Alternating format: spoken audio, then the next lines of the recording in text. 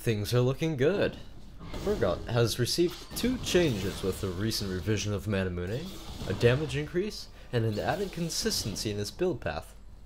Jumping straight in, here are the changes to Manamune.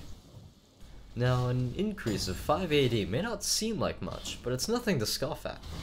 This increases the damage of one EQQQQ combo by 20 damage pre-mitigation, and without auto attacks added to the mix.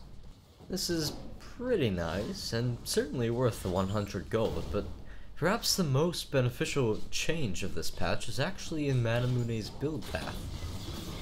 Making Manamune build out of a pickaxe instead of a longsword gives Urgot a couple advantages. Because Urgot builds Last Whisper and Mirror Mana parallel to each other, and each builds out of pickaxe now, it gives him a lot of freedom to choose which to finish according to the situation. That is, if you're building Last Whisper and suddenly finish stacking your tier, it is now much easier to simply purchase your Mirror Mana.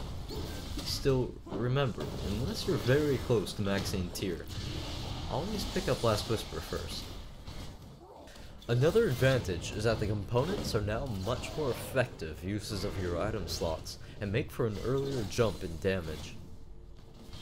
The only possible downside is that a pickaxe often takes a lot longer to pick up than a longsword, and you may be left with a blank item slot for longer.